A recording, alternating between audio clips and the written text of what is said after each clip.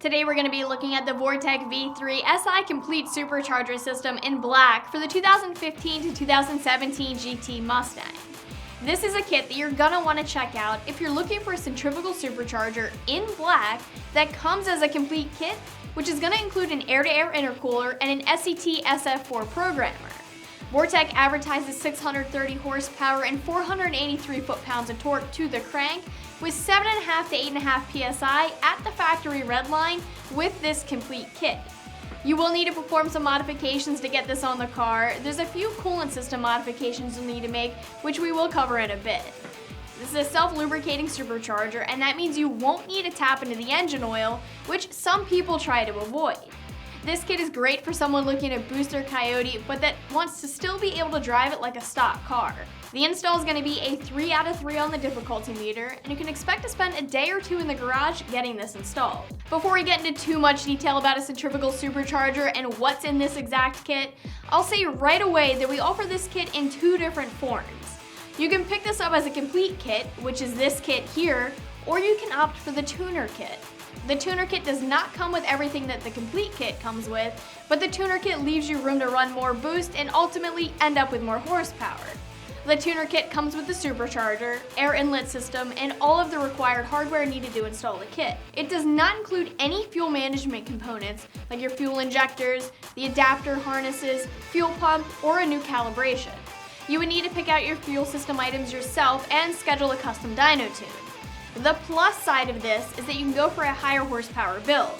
The complete kit, on the other hand, comes with a high flow fuel pump, fuel injectors, fuel rail spacers, a fuel management unit, high flow bypass valve, a high flow air filter, and a programmer with a Vortech custom calibration on it. The complete kit is nice because it gives you everything that you'll need in one purchase to install the kit and get going. With that aside, let's look at this kit and why you might want to go with the centrifugal blower setup. In the world of superchargers, you have 2 options. You can go with a root style blower or a centrifugal supercharger. They are 2 very different styles of forced induction. This kit includes a centrifugal supercharger, which is a compressor because it compresses the air. A root style blower, on the other hand, doesn't do this. Simply speaking, it's an air mover, not a compressor. You're going to get a different power curve with a root style versus centrifugal. A root style tends to make more boost and lower RPMs than centrifugals do, but centrifugals are more efficient with higher boost numbers and don't battle heat soak like a root style blower does. So just know that before you make your decision on what's right for you and your build, there are pros and cons to each type of setup. Moving on to this kit that we have here, one of the things that I like the most about this kit is that it's a complete kit. You order this and you'll have almost everything you need to complete the install. I don't have it all out on the table here, but I'll go over everything with you. The only things that you'll be missing are the normal outside items, like your spark plugs and coolant. You will be draining the coolant, so you are going to need replacement. And of course, you do need a new set of spark plugs. That stuff aside, the kit's going to come with the head unit, which is the V-3 SI Black Supercharger, the air-to-air intercooler, an SCT programmer with a Vortech custom tune for 91 octane, or so you can go get a custom tune started easily, a 98mm mass airflow housing, high flow replacement fuel injectors and fuel rail spacers, an air inlet assembly which is going to give you a K&N air filter too. You'll also get silicone sleeves and reducers, stainless steel clamps, PCV and breather hose provisions. Other than that, you're also looking at replacement cooling pipe and hose assemblies, a coolant reservoir, the mounting system, and all of the hardware, which is a multiple position idler location for a wide range of belt and pulley fits. You'll also get your discharge components, which include the high flow intercooler, manual bent 3 and 3.5 inch aluminum charge tubes, stainless steel clamps, silicone sleeves, your mass airflow configured for a blow-through use, and the max flow erase bypass valve, which you'll need since this kit runs 7.5 to 8.5 psi. This is a dual plate system, so you'll also get all of your pulleys and bracketry that you'll need for that. So needless to say, the complete kit gives you all that you'll need to get you to that advertised horsepower number. If we look at some of the main components in more detail, we're looking at the V-3 SI head unit here. Vortech makes a V1, V2, and V3, as well as a few other options, like the V3 SI unit, which is the unit that comes in this kit. This is Vortech's most popular supercharger, and a big upside to this unit is that it has self-contained lubrication system. It comes with an attached oil drain extension, so you don't have to remove the unit to service it. This is a quieter head unit. Sometimes you hear louder centrifugal superchargers, but this one is quiet because it has the helical cut gears in it. It's capable of a max of 26 psi and it has a 78% efficiency. 78% efficiency means less heat is made, and so there's more net power and better durability. And this head unit, as well as the kit overall, does weigh less than a lot of other competitors. Looking at the intercooler and the piping is manual bent 3 and 3.5 inch aluminum piping. The intercooler has a 24 by 13 by 3.5 inch core, and this thing sits nicely in your front bumper. It's going to be effective at keeping your air temps down. When it comes to price, you can expect to spend slightly over $6,500 for this kit. I'll start off by saying that no supercharger kit is going to be cheap, but you're going to be paying for forced induction. But this is a complete kit and you'll get everything you need for the install. If you didn't necessarily need all of the items that come in this kit and you need more flexibility with the kit, you can always check out the tuner kit, and that's a little bit less expensive. The tuner kit costs just over $5,200 and it'll leave some things up to you to grab though, but some people need or want that flexibility with their build. Install-wise, this is going to be a 3 out of 3 wrenches in the difficulty meter, and you can plan on spending a day or two in the garage getting this installed. I wouldn't say this is for the first time wrencher, but more for someone that has some experience. You're gonna need your toolbox to get this done, and of course a lift would make things easier, but you can do the job with the jack and jack stands. First step is going to be to remove the plastic fasteners.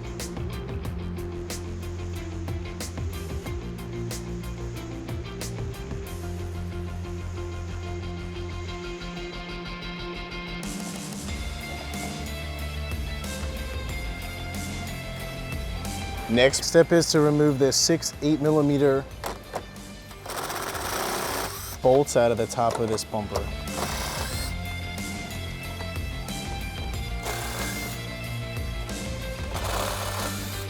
Next step is to peel this weather stripping back and to take out this 5.5mm screw.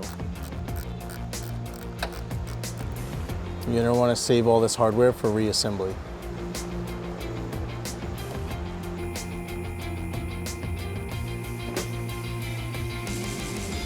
I'm going to start by removing these push pins here so we can gain access to the bolts that hold the bumper to the fender. You're going to go ahead and do the same thing on the other side and remove those pins. For these in the wheel well, you just push the center in, which disengages them, and then you just need to get under them and pry them out.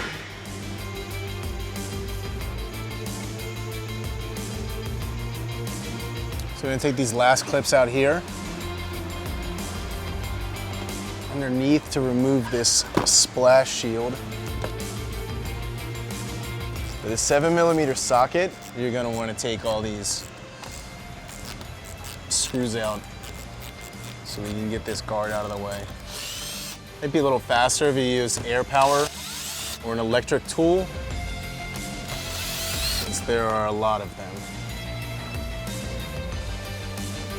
Next, we're going to remove a 7mm screw from each side to release the bumper from the fender. You're going to have to pull the fender liner and get it out of the way. It's tucked in a little bit. And then you can get your ratchet up in there and remove that bolt. Next, you're going to want to unplug the fog lights.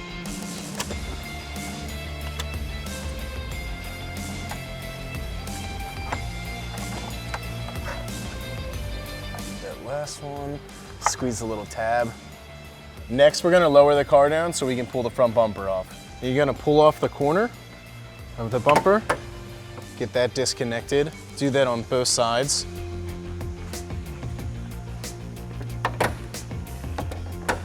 And once you're done that, you're just gonna wanna pull the whole bumper off. You're gonna have to lift it up because there's pins on the top. Once you get it up and off over the pins, it should come right off for you. Next, you're gonna free up the wiring harness by pulling these gray clips out of the bumper support. So we're just gonna pry on those. You can stick a screwdriver down in there, or if you have a tool like this, you can use that. Just get that disconnected from there. And then next you're going to actually separate these gray clips from the harness. Next, we're gonna unplug the ambient air temperature sensor. And then we're gonna remove that to reuse later on. Next, we're gonna take the radiator shrouds off both sides. And those will be trimmed and reinstalled at a later step.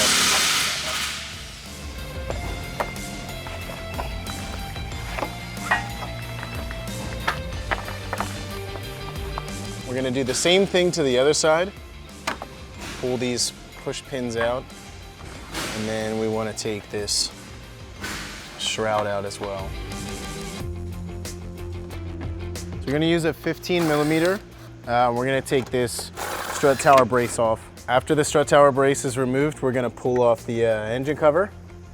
You can just lift that up and it'll just pop off. After the engine cover is removed, we're gonna take off the intake. You can use a flathead to take off the band clamp.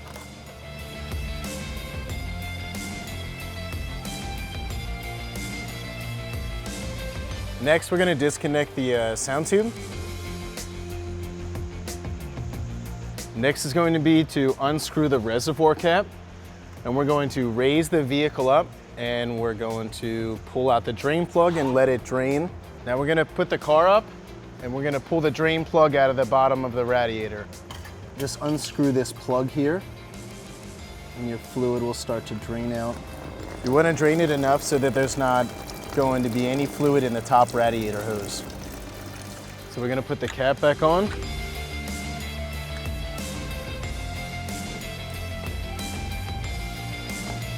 You're gonna need a 10 millimeter socket. Pull these bolts out. And you can remove the overflow tank. Might have to crack the line loose. A lot of times they're stuck. Just grab it with your vice grips and spin it a little bit, and then it should come free. And we're gonna remove this completely because this is not gonna be reused. Just gonna remove the air box, make room for the supercharger install.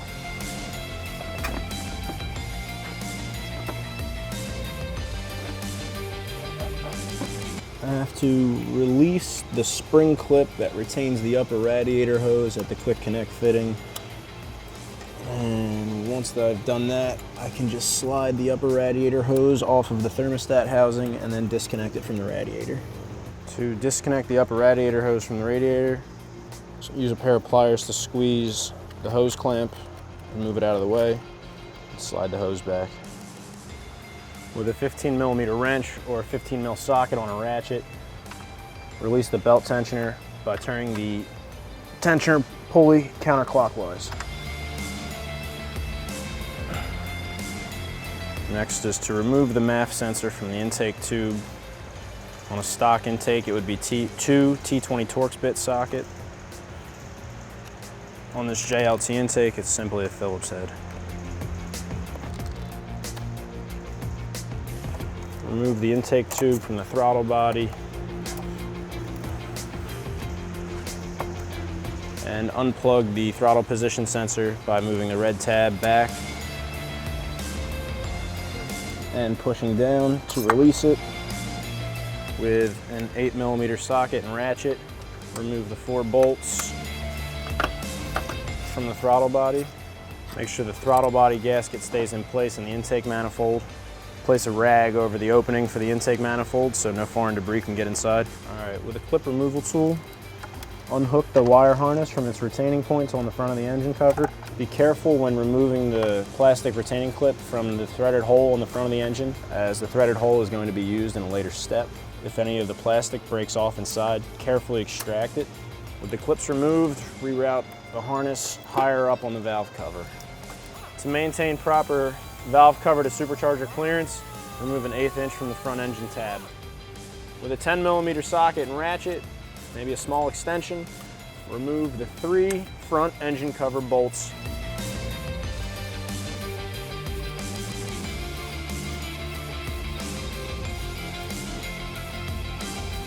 Place a small amount of blue thread locker onto the end of the studs that are going to be going into the engine and the 2 previously removed fastener holes. Screw the studs into the fastener holes by hand. So do not bottom these out into the engine cover because you will not have enough space off of the end of the spacer to mount the pulley assembly. All right, install the lower spacer onto the lower stud. Once again, leaving 3 3/4 of an inch from the face of the spacer to the end of the stud. I need to back this one out 1/2 of an inch.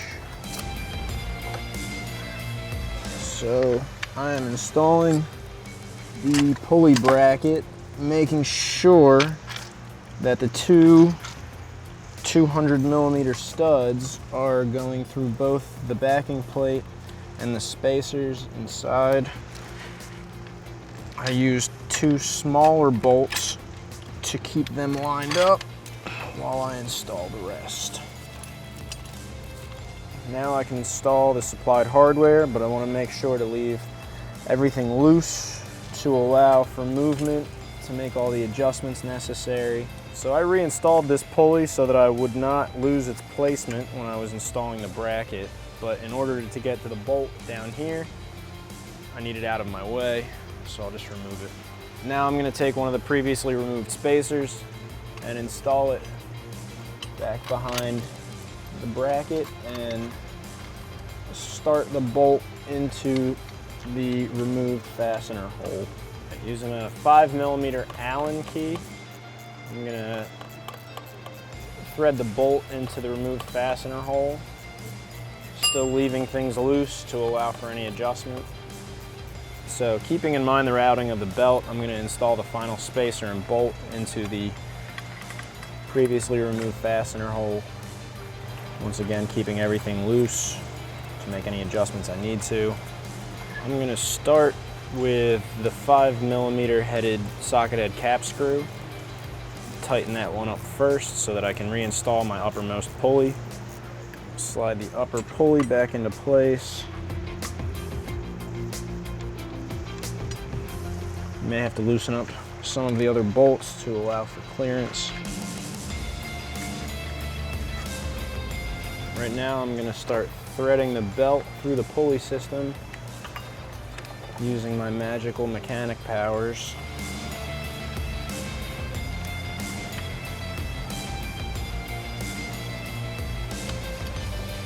Alright, so the pulley belt is routed now, and this upper loop here is where the supercharger is going to be located. So we're going to take a clamp and we're going to keep that there so our pulley belt can't move anywhere.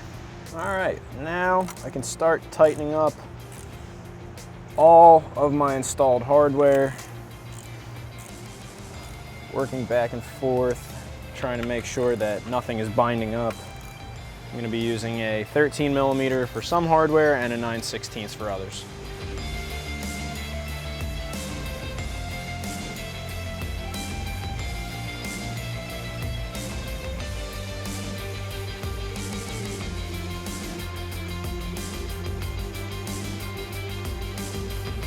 Trying to leave it a little bit loose so I have wiggle room to get the harder to reach bolts that are in the back. I'm using a S-shaped wrench to get to the hard to reach bolts on the back of the supercharger and tightening them a little bit at a time to make sure not to damage anything. Using a 15mm socket on a ratchet or a 15mm wrench if you have one. Release the, move the tensioner pulley counterclockwise. In order to fit the throttle body with its new positioning and the throttle body spacer, this coolant line here has to be removed. You take that off by removing the spring clip down here on the bottom and then moving the hose clamp back and out of the way. Wiggle and pull. Line up the throttle body spacer with the OEM throttle body using the provided gasket and the 4 bolts provided, and install the throttle body spacer and throttle body onto the intake manifold. Once you've got all 4 bolts started, you can tighten them down, working in an X pattern. Once the throttle body's been reinstalled, you can plug in the throttle position sensor. All right, so I'm going to trim the radiator fan shroud 1 inch below this hole on the driver's side and then along the crease line.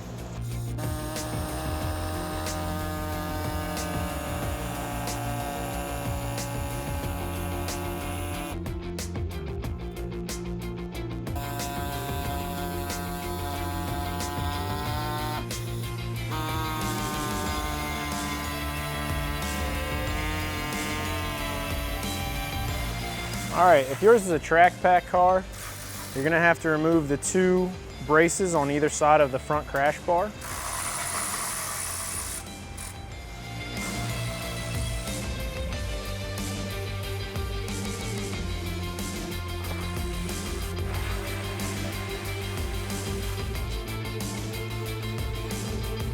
Before you can install the intercooler, you need to reinstall the modified radiator shrouds using the factory hardware and sliding it into place. So with the 4 inner bumper bolts backed out, it'll give you enough room to slide the intercooler up into place and align the brackets with the back of the bolts. Once you've got the bracket hanging on the backs of the bolts, you can put the bolts back in and then use the supplied washer and nuts to tighten everything down.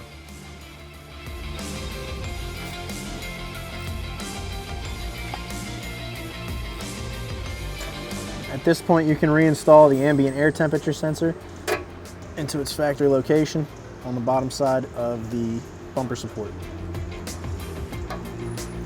Install a 3-inch silicone coupler onto the passenger side of the intercooler, along with 2 number 48 clamps provided in the kit. Feed the intercooler charge piping up through the passenger side frame rail and connect it to the intercooler. Just want to snug up the clamps at this time. You don't want to tighten them too much so that you can adjust things later. Slide the bump sleeve over the previously installed piece of intercooler piping with a number 48 clamp. So now we're going to remove the passenger side PCV hose.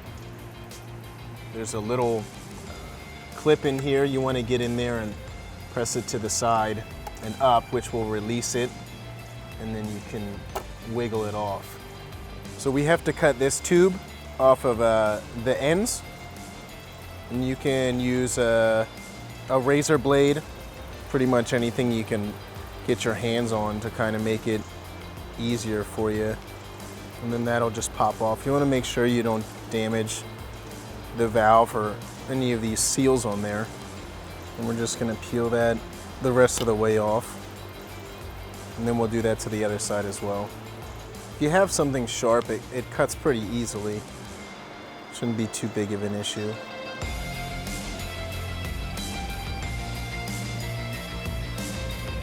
All right, we're going to start by taking the tape measure, locate the 5/8 inch hose. We're going to cut 3 sections 2 inches long.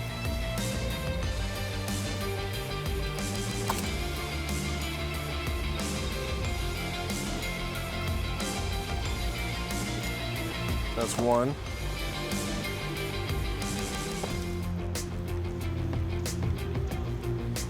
Now we take the 3/8 inch hose. We're going to cut a 2.5 inch section.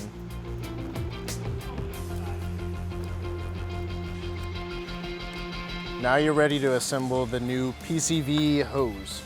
So you're going to need 3 25.6 clamps, 2 17 clamps, and then 1 28.6 clamp. And that's going to be for the PCV valve.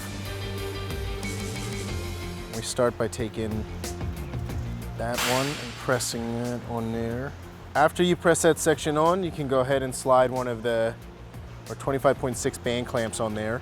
And don't clamp that yet. We're going to keep that for now. Now we're going to press another section on as well. It's a very tight fit, so you need to give it some force. You want to try not to break the plastic elbow as well. Slide another clamp on there. Same thing, 25.6. And we're gonna connect this piece into there. I'm gonna slide one more clamp on. I'm gonna press this brass valve in there. Slide a clamp on. You press your 3/8 section on there, which once again is a very tight fit. Slide one more clamp on. We're gonna slide this valve in there. 3/8 seems to go together a little bit easier. For the last one, they want you to use a 28.6, and we have to slide that onto there as well. So again, it's not exactly easy. It's a tight fit, so you need to force it somewhat. So you're gonna need 2 more 25.6 clamps for each end. And these fittings that you removed from the passenger side piece are going to fit in the ends as so. And then before we tighten any of the clamps, we're gonna test fit it on the vehicle to make sure that everything is proper before we go ahead and tighten that down. We're gonna test fit our new PCV valve setup, and we're gonna test fit that on the vehicle, make sure that it clears the supercharger and its belt, which it does. And then we're gonna clamp all these clamps down and finish it off. I'm gonna take our special tool and clamp these stepless clamps down to finish it off. I'm gonna take the sheathing, I'm gonna fold it in half, and we're just gonna cut it. I'm gonna take this sheathing and slide it over the new PCV assembly. Just like that. Now you're ready to install it. We're gonna use a heat gun, and we're going to shrink the sleeve onto the assembly. So to fit the new inlet tube, we have to trim the coolant reservoir mount. You can remove the whole fan shroud and cut it. It's not exactly necessary, so we're gonna cut it while it's in the car.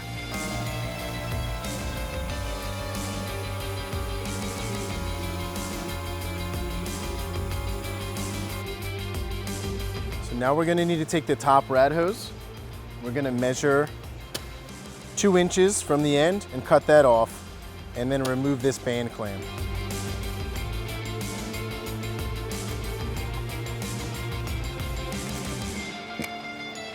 Now that we have that trimmed, take the clamp off. For the quick disconnect end, we need to cut this band clamp off and then remove the hose from it. So we're gonna take our cutoff wheel and try not to damage the hose.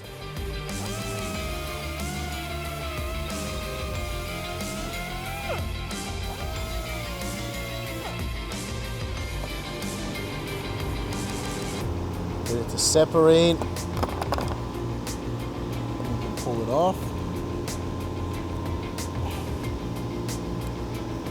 Like so. With the throttle body removed, we're gonna reinstall part of the cooling system. This makes it a little easier to get your clamp in there and get your clamp on. Once we get that on all the way, we want to connect that back in. You'll hear that click, and then it's on. After that, make sure it's all the way back, and then we can release our clamp. And now we can go and connect the top rad hose on. All right, now we're gonna reinstall the throttle body. I'm gonna put the spacer on it, line it up, and then we'll get these screws started.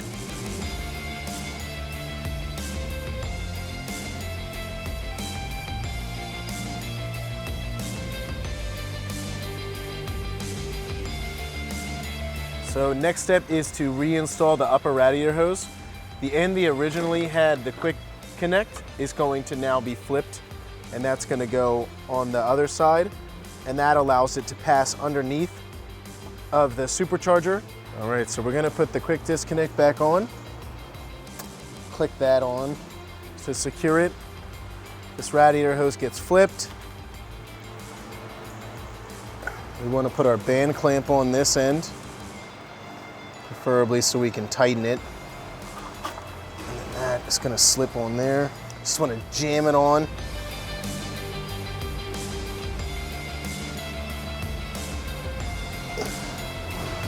Looks like it's all the way on. We're gonna reuse the stock clamp. Put that back on.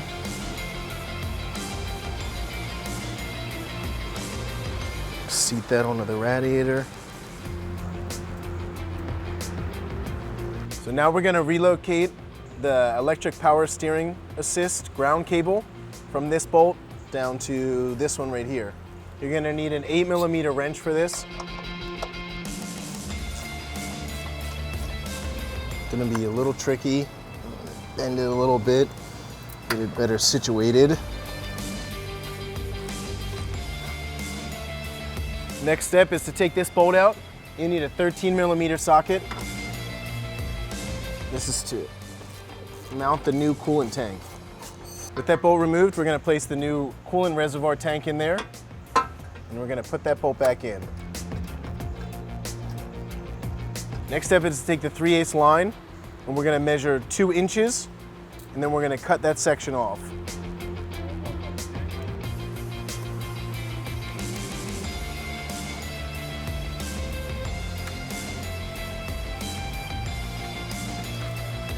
Take the 2-inch section that you just cut. You're gonna need a number 17 stepless clamp, and then we're gonna slide that on the step section of the new coolant tank.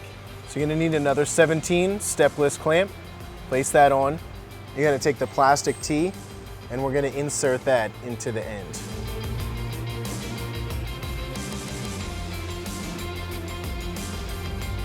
The next step is to take this hose here and to cut it off there and attach a 5/16 coupler with a 5/16 line to this connector here. However, this is a 3/8 line and this is a 3/8 connector. So splicing in a 5/16 line would not work. What we're gonna do for this particular install is we're just gonna route this under this harness and then connect that with a clamp for now. All right, so take this line. They want you to put it under the wiring harness. So you're gonna have to squeeze it in between the PCV line that we just made and under this harness.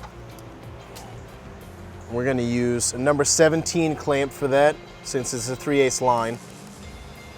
And we're gonna attach that onto there. It's a bit of a stretch, but it'll work for now. Next step is to take your 3/8 line, put a number 17 clamp on it, and install that on there. We're now going to route this to this line here. We're gonna cut this off at the bend and then attach those together.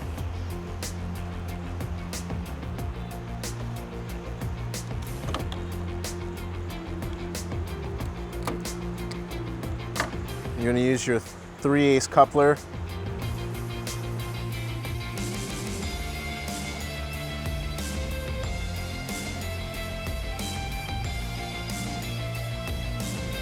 All right, now we're gonna clamp these clamps.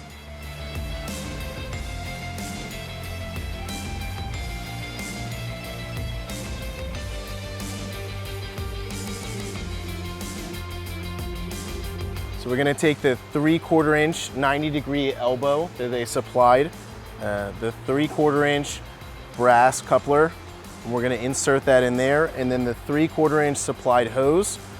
We are also going to place that in there. We're gonna use the 228.6 clamps, and we'll go ahead and get that attached.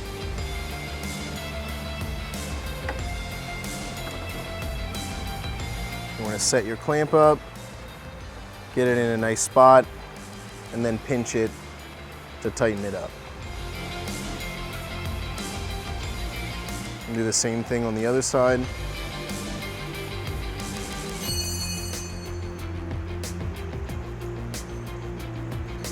And now that that's done, we're ready to attach it onto the car.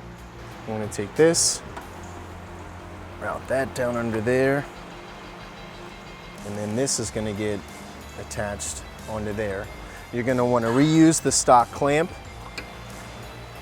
So So we're just gonna grab that, spring that open with some pliers, put that on the end, and we'll get that on there, and then let that clamp go. Using another 28.6 clamp, we're gonna slide that on there and then attach this onto the new coolant reservoir. And you wanna route this line so it can be zip tied to the upper radiator hose. And we're gonna take our clamps and we're gonna clamp that back on there. Next, we're gonna take the zip ties. We're gonna zip tie the coolant line to the upper radiator hose just to keep it out of harm's way.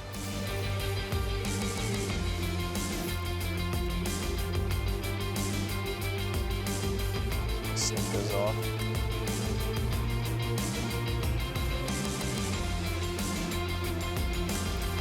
Next step to finish the cooling system is to take the provided 7/64 line.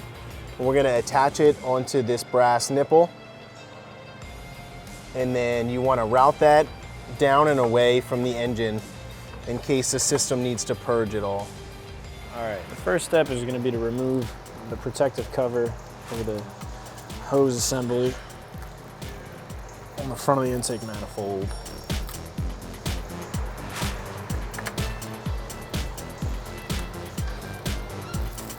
It's very sticky.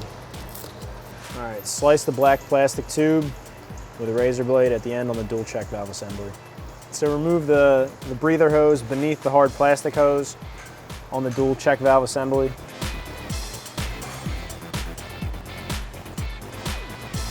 It's not gonna get reused. So locate the hard plastic tube that runs underneath the driver's side of the intake manifold and remove the soft rubber line on the end of it. Just like that. Locate the hard plastic tube that's underneath the passenger side of the intake manifold and slice the end of it with a razor blade to remove it from the vehicle.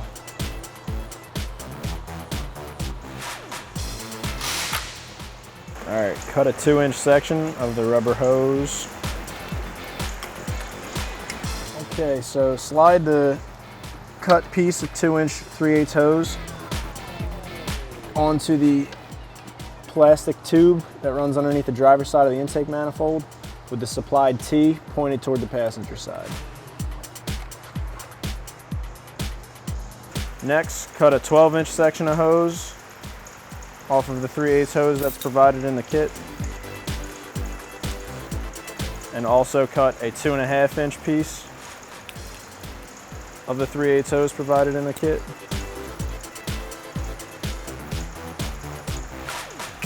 Take 12-inch section of 3/8 hose, the provided 3/8 check valve, going in the direction of flow this way, and then take the 2.5-inch piece, attach it to the other end of the 3/8 check valve, and secure each end with a number 17 stepless clamp, just like that. All right, so take this assembled piece of hose that you just put together, slide it underneath from the passenger side over to the driver's side, connect it to the previously installed T, and connect the short end to the gray port on the dual check valve. The direction of flow should be going towards the gray port. All right, so attach the 3/8 hose to the open end of the hard plastic tube that runs underneath the passenger side of the intake manifold and route it up to the black port on the dual check valve and cut to length. Attach the remaining length of the 3/8 hose to the open port on the T-fitting previously installed and route it to the front of the engine where it will later be attached to the barb fitting on the supercharger inlet pipe. So slide the reduced end of the bubble coupler onto the inlet of the supercharger, and then with the final piece of the passenger side intercooler piping, make the connection from the intercooler up to the supercharger.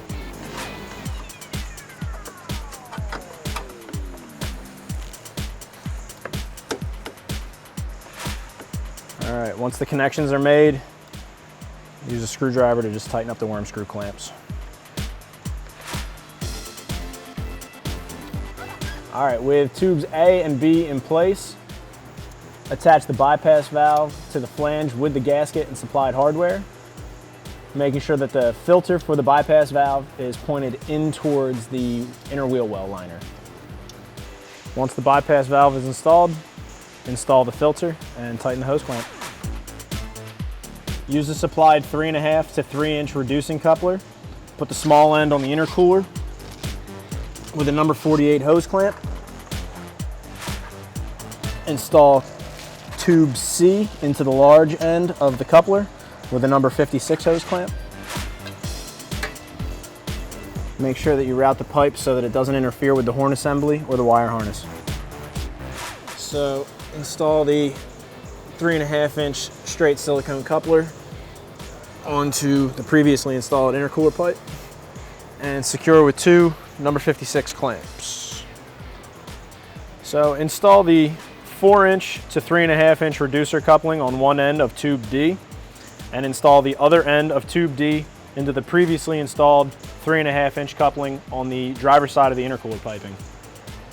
Install a number 56 clamp to the small end of the reducer coupling and a number 64 clamp to the large end of the reducer coupling to get ready for the next step. So with the previously removed mass airflow sensor, locate the mass airflow housing provided in the kit, keeping in mind the direction of flow going towards the throttle body, and install the mass airflow into the housing using the provided hardware in the kit.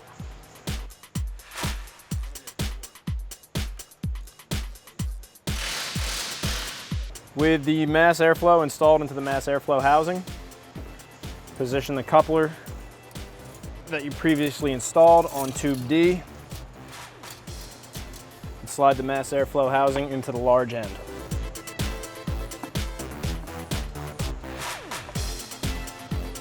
Secure the large end with a 64 clamp.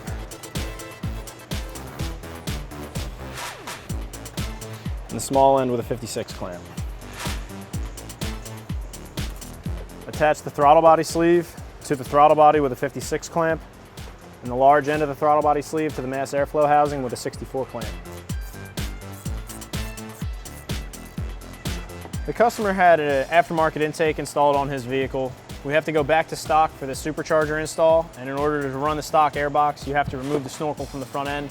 There's a clip on the front of this snorkel and 2 more clips on the back. You just have to prop them loose to break it free from the factory intake.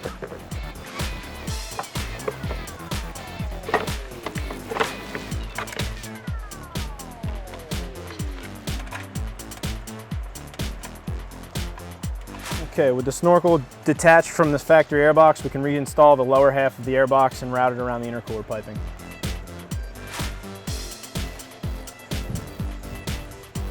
In order to fit the top half of the stock airbox back into the vehicle with the intercooler piping, a little bit of trimming is going to be required right here where it gets very close to the intercooler piping. So I'm going to mark and cut a line along the airbox here.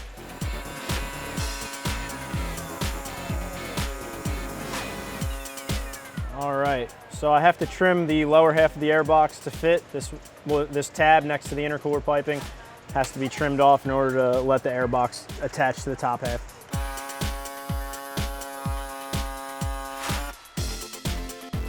All right, now that I've made all the trimmings to the airbox, I can reinstall the top half to the bottom half.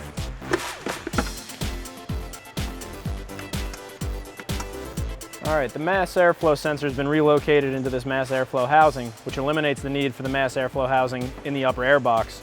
Vortech provides you with a block-off plate and 2 washers to reinstall the factory screws to hold the block-off plate in. So come to the fuel rail and disconnect the fuel feed line from the fuel rail. Be careful because the fuel rail may still be pressurized. It's a good idea to keep a rag close by to soak up any excessive fuel that spills out.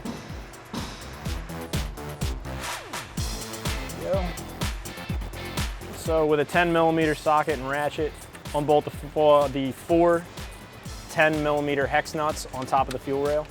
Next, just remove the 4 bolts that secure the fuel rail to the manifold. Once the 4 bolts are removed, you can pull the fuel rail and the injectors out. There you go.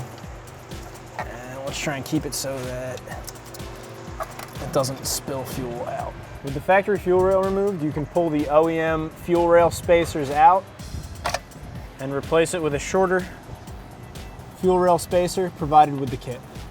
Now that the new spacers have been installed, you can reinstall the fuel rail and seat the injectors into their factory locations. With the fuel rail reinstalled and the injectors seated, you can use the supplied hardware to tighten down the fuel rail to the intake manifold. Once the hardware is installed and tightened down, you can reassemble the rest of the fuel rail system in the reverse order of removal.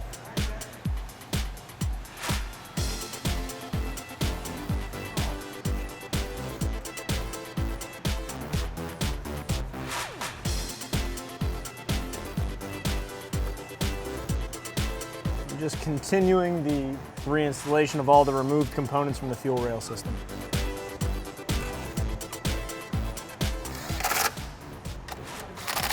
All right, finally, reconnect your fuel line. Press down on the quick release fitting. Cut the lower vacuum hose on the dual bypass. Insert the supplied T-fitting.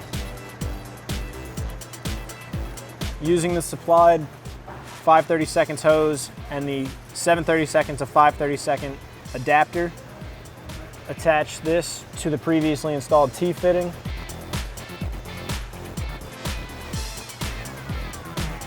And then using the supplied 7/32 hose, run this hose to the bypass valve located behind the passenger side front bumper.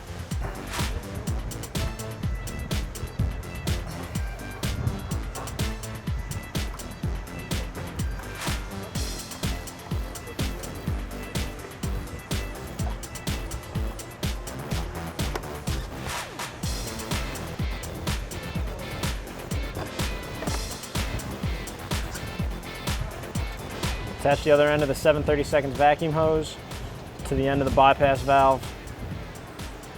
Make sure not to damage the hose in the process and secure it out of the way. All right, so we provided 3/4 inch hose in the kit. You want to cut a length of it to 11 inches. Using a razor blade, cut back the insulation on the breather hose for the driver's side of the engine bay.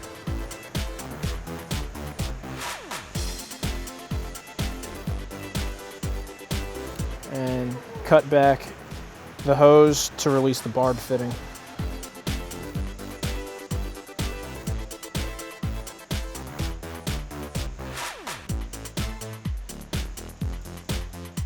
Install the 90-degree breather inlet connection into the 3/4 inch hose.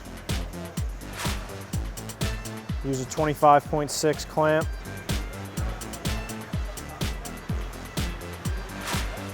So reinstall your previously modified breather tube for the driver's side valve cover.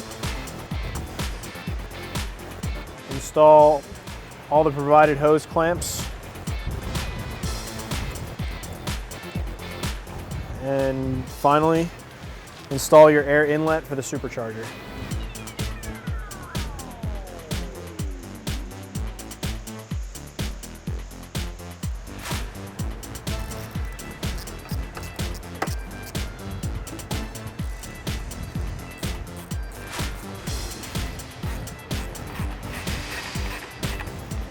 Just cut your air inlet hose to fit and attach it to the 3/8 barb on the bottom of the air inlet pipe.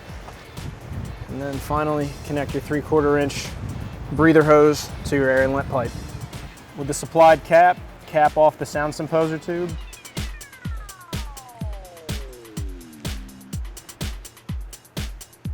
Right now I'm marking to trim the engine cover to to make clearance for all of the newly installed cooling system parts and wire harness rerouting and the pulley system for the supercharger itself.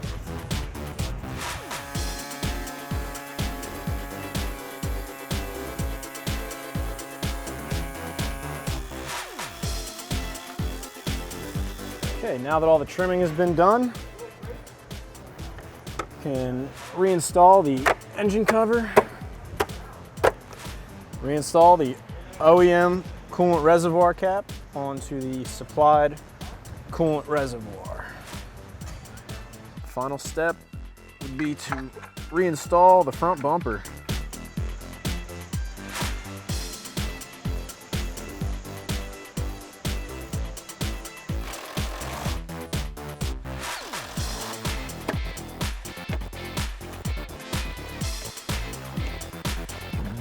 Install the bottom splash shield into the front bumper. Line up the screw holes.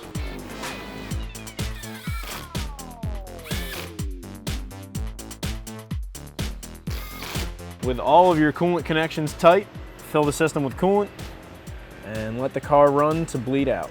Ford coolant does not come pre-mixed from the factory, so you have to do a 50-50 mix of water and coolant.